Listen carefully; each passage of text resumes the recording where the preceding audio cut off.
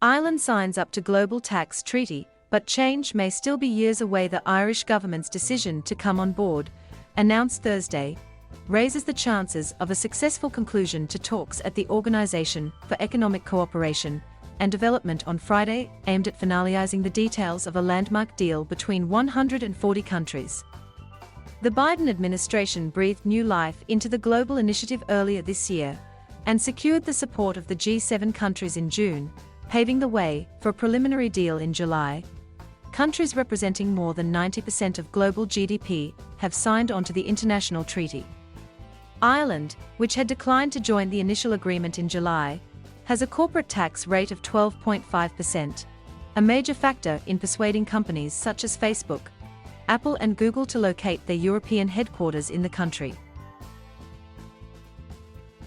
Ireland signed up after the preliminary agreement was revised to remove a stipulation that rates should be set at a minimum of at least 15%.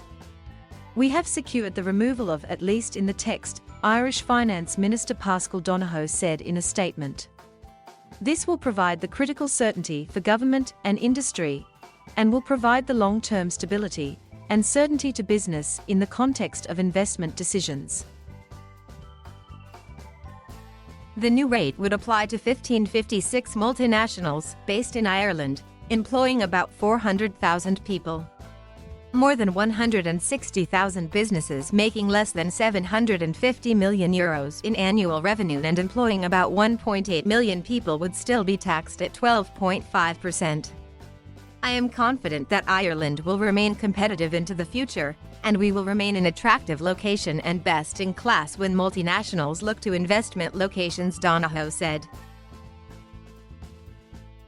Alongside a minimum corporate tax rate, the pact includes provisions to ensure that multinational companies pay tax where they generate sales and profits, and not just where they have a physical presence. That could have major ramifications for tech companies such as Google and Amazon, which have amassed vast profits in countries where they pay relatively little tax. Now comes the hard part. The OECD expects implementation of the agreement to begin in 2023. But even with Ireland and other previous holdouts now on board, the deal still requires countries to pass domestic legislation. Like the Paris Agreement on climate, concluding technical talks after firming political support was the easier part. Implementing the pact will prove significantly more challenging, analysts at political risk consultancy Eurasia Group wrote in a note this week. The treaty will need to be ratified via a two-thirds majority in the U.S. Senate, which is unlikely given that it allows foreign countries to tax U.S. companies, the Eurasia Group analysts said. An alternative could be another major tax bill, but the United States is unlikely to consider that until 2025, they added.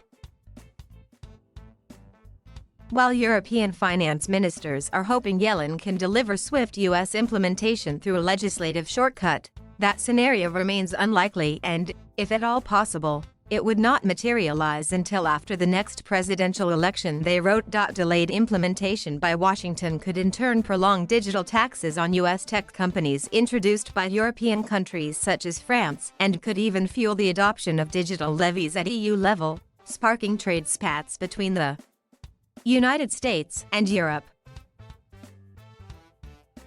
Implementation of the OECD deal will also be a bellwether of EU-US capabilities to boost ongoing but contentious efforts to collaborate across a host of trade and tech issues, the Eurasia analysts said.